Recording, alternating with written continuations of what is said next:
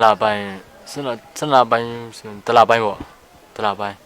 2012တလာပိုင်းအဲ့ချိန်မှာဝင်ပါတယ်2012တလာပိုင်းဆိုရင်၄နှစ်ကျော်9နှစ်လောက်ပေါ့အဲ့တော့တာဝန်ထမ်းဆောင်ပြပါ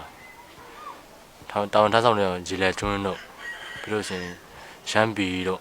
့ရေခဲတောင်တို့ပေါင်းစုံပါပဲတာဝန်ထမ်းဆောင်ကြတဲ့ညာတော့အဲ့လိုမျိုးကျွန်တော်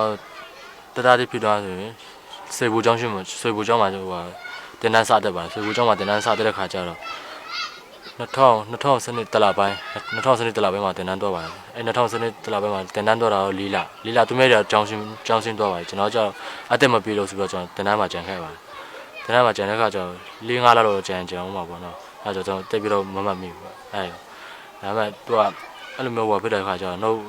နှုတ်ပတ်ကြတော့ကျွန်တော်ဟောဖြစ်တာနှုတ်ပတ်ကြတော့ကျွန်တော်ပြန်ထည့်တယ်တင်တန်းနှစ်ခါဖြစ်တာပေါ့တင်တန်းနှစ်ခါပြန်တက်ဖြစ်တယ်ပြီးလို့ရှိရင်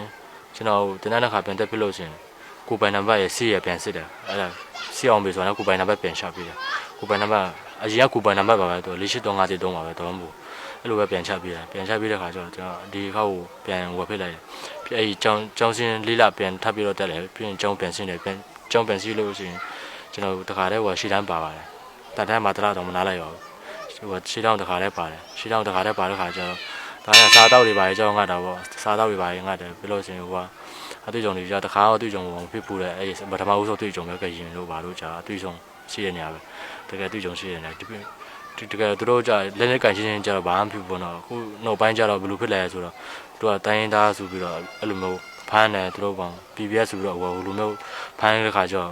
့လူရတဲ့မီပြီးလို့ရှင်သူကလွတ်ပေးတာလည်းမဟုတ်ဘူးပြီးလို့ရှင်သူတို့ခေါ်ပြီးလို့ရှင်တတ်တဲ့ဟာယူတတ်တယ်တတ်ပြီးလို့ရှင်တနေရာမှာတိုင်းမီဖူးထားခဲ့တယ်အဲ့လိုမျိုးတတ်ပြီးတော့မီရှူးခဲ့တယ်လူမရှူးခဲ့တယ်ကျွန်တော်မကောင်းအဲကျွန်တော်မတွေ့ရဘူးနော်အဲ့လိုမျိုးတိုင်းရင်းသားတွေပါညာအဲ့လိုမျိုးတတ်တဲ့ရတယ်အဲ့လိုပြောတယ်အခုတတ်တဲ့မှာဆိုရင်တော့တငယ်ချင်းတွေတော်တော်များမရှိပါဘူးတတ်တဲ့မှာချင်းတွေတိုင်းရင်းသားဆိုရင်တိတ်ပြီးတော့မရှိတော့ပါဘူးဟုတ်တယ်အဲကြောင့်စစ်ပွဲတွေ့ကြတော့ရေလက်ကျွန်းမှာတော့ရှိပါတယ်ရေလက်ကျွန်းတို့ရေပါရေအခက်ဆုံးကတော့အခက်ဆုံးနေရာဆိုရင်ရေခဲတော့အခက်ဆုံးပါပဲရေခဲတော့မှာပြစ်ခံဖို့ရဆိုတော့ပတ်လဲလာပြစ်တဲ့ခါကျတော့အဲ့ဒါအခက်ဆုံးပါပဲအဲ့မှာထမင်းလည်းငတ်တဲ့ခါကျတော့ထမင်းငတ်တယ်ဆိုတော့ဟိုဘက်ကျွာရောက်လို့ရှိရင်တော့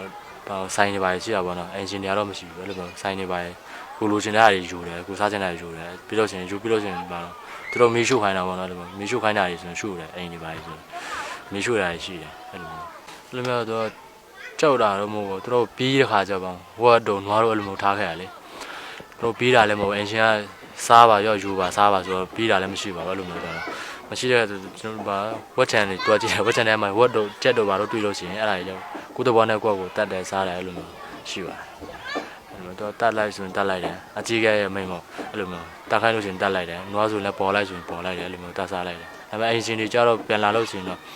့ကျော်သားတွေပြန်လာပါတယ်ကျွန်တော်ဘာမှမလုပ်ပါအဲ့ကျော်သားဖိုးရဖွဲတွေကျွန်တော်တို့ဝက်တွေစားလိုက်တာဆိုရင်အဲ့လိုမိလိုက်လို့ရှိရင်တော့သူတို့ဆေးတဲ့မှာတော့ဘာပြောမှမသိဘူးဖိုးရတော့မသိဘူးတော့ပါသက်ထဲတာမပြောရတာကိုယ်လက်နဲ့ကင်ဆိုတော့သူတို့ဘာမှမရှိဘူးလေဖိုးရဖွဲဆိုတော့ဘာမှပြောရဘူးဒါပေမဲ့သူတို့စိတ်ထဲမှာတမျိုးလို့ထင်ပါဒါပေမဲ့ကိုရီးယား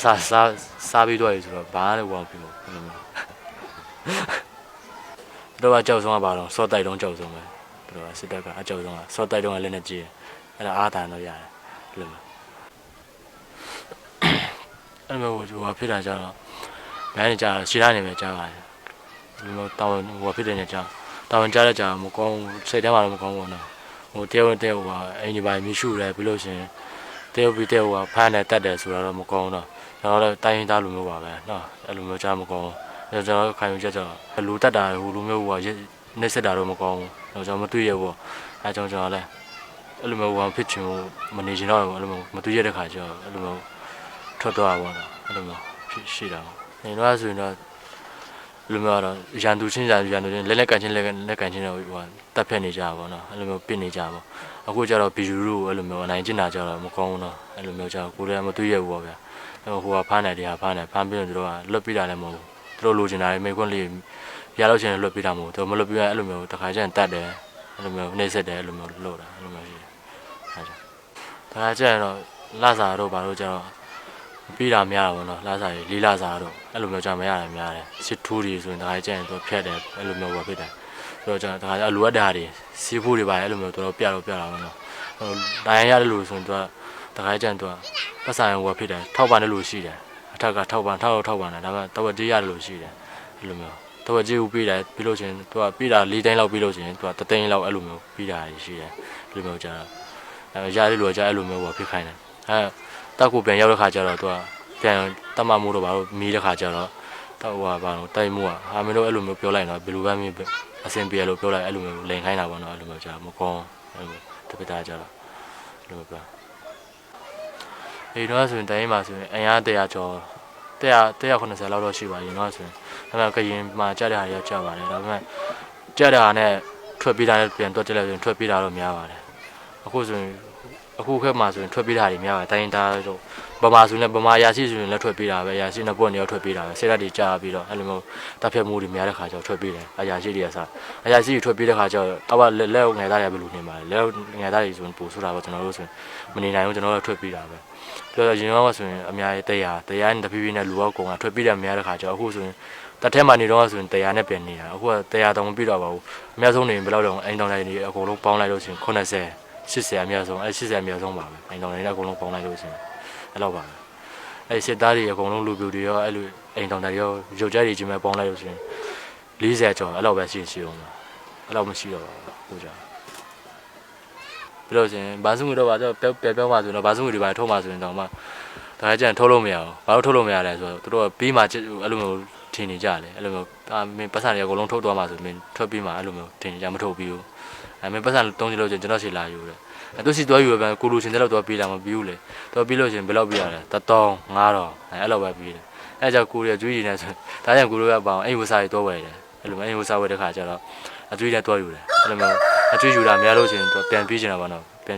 ပြီးချင်တဲ့ခါကျဘာစုတွေတော့ထုတ်ဖို့ပြောတယ်ခဏညောင်းဘာစုတွေထုတ်ပါဆိုတိုင်းဘူးကြီးတော့လိုက်ချလိုက်အောင်တိုင်းဘူးကြီးလိုက်ချတိုင်းဘူးကြီးလည်းတခါကျရင်မြို့ပေါ်တော့ပတ်ပြီးနေအဲ့လိုမျိုးပတ်ပြီးနေခါဘန်ထုတ်မလို့အများကြီးပဲတခါကျရင်ထုတ်လို့မရအောင်အဲ့လိုမျိုးဘန်ထုတ်လို့မရအောင်နှုတ်3ရက်လောက်ဆိုရင်ထုတ်ယူပါအောင်ထုတ်ခါနေကြပြီဆိုရင်မနေ့ပိုင်းလာခဲ့ဆိုရင်အဲ့မနေ့ပိုင်းဆိုရင်စစ်ပက်စီထုတ်ပြီစစ်ပက်စီထုတ်ပြန်တခါတည်းရှေ့တောင်းမောင်းပြီအဲ့လိုမျိုးထုတ်ခြင်းမရှိဘူးအဲ့လိုမျို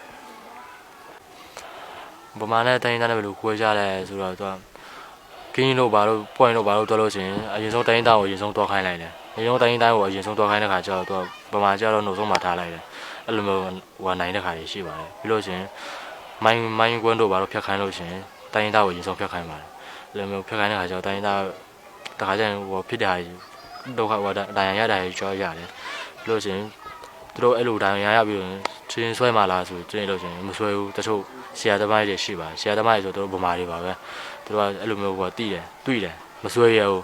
ဒါပေမဲ့တန်ရသားချင်းပဲတန်ငယ်ချင်းတွေကဆွဲတဲ့ဟာတွေရှိပါတယ်အဲ့လိုမျိုးဆွဲတယ်ပြီးလို့ရှိရင်တခါကျရင်သူတို့ဗမာတွေထိလို့ရှိရင်တော့မှသူတို့ကမဆွဲရဘူးမဆွဲတဲ့ခါကျတော့တိုင်းသားပဲလာဆွဲခိုင်းတာအဲ့အမင်းတော့ဆွဲလိုက်ပါလားဗာနဲ့အဲ့လိုမျိုးဆွဲရတယ်ကိုမဆွဲပြူးဆိုရင်လည်းသူတို့ကဟောက်စားလာလို့အဲ့လိုကြောင့်မကောင်းအဲ့လိုမျိုးကြောင့်တိုင်းသားကိုအနိုင်တာအကျဉ်းလို့ဆိုတော့စက်ကြလည်းမကောင်းတန်ရချင်းကြလည်းတန်ရချင်းမင်းဘယ်တော့မှငါမနေချင်းတော့အဲ့လိုမျိုးပြောနေကြဆိုတော့မရတော့အနိုင်တာအကျဉ်းလို့အကြည့်တစ်ခါကြတော့တန်ရချင်းကျွန်တော်ထက်မှဆိုရင်ရခိုင်ဒီပါဆိုတော့အကုန်လုံးထွက်ပြေးကြတော့ကျွန်တော်ကြီးအရင်ထက်ဆိုရင်လုံးနိုင်ချင်းတဲ့ခါကျရခိုင်တိုင်းသားဆိုတော့အနိုင်ချင်းတဲ့ခါကျထွက်ပြေးလို့တွေအများကြီးပါပဲနောက်ကကျတပီးပြီးနဲ့သူကလက်နဲ့ကန်ဟိုကလက်နဲ့ကန်ချင်း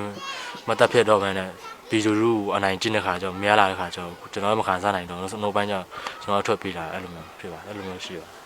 ကဲလကဲလာနာပိုင်ရောလမ်းတဲ့တော့မှာလမ်းပြပန်ကိစုံးကိုဝီရာကပတ်ကိုကျန်နေတာအင်းနုံပန်းနေမှာအင်းနုံလမ်းပန်းလာကိစုံရောမှာကဲလမ်းပန်းကဲได้လမ်းဝန်ပူစောကလည်းအမဝလမ်းပန်းကောတယ်တူရာကိစုံလာကျန်တန်ဘောစီရောဆက်လီယူခေါလာဆက်လီပန်းလာကြလားမန်လီလမ်းကူကေကမန်လီပန်းလာတော့ကျန်ကြလားမန်လီလေးပန်းလာနောက်ချင်းပါဘူးရလမရန်ကုန်လမကနေခံကကြက်တယ်ကြံမှာတပတ်ခေနေမီးရင်လေတာခေနေကြကအမတ်ကိတဘောခေါင်းလေပဲလမ်ဘောဟတ်တဘောခုစွန်မန်တဘောလမ်ဘောဆောင်ကေအမောဆောင်ကေကစားရပါမဆောင်ကေကစားကနာတော့ဘောအကံဝတ်နာတော့ဘာဒေါ်စုရခဘရရလာဘာထောင်ခါနေတော့တခါတော့လွတ်တော့တယ်လေခုစွန်မန်ထောင်ခါတော့တခါလွတ်တော့တယ်ထောင်ခါတော့ခုစွန်မန်တန်းစင်နိုင်ရသူတို့လည်းလွတ်တော့ကိုကျွန်တော်4ယောက်ရှိတော့တာ4ယောက်မန္တလေးကနေခွဲကုန်တာလေတယောက်ကရန်ကုန်သွားတယ်တယောက်ကဘာလို့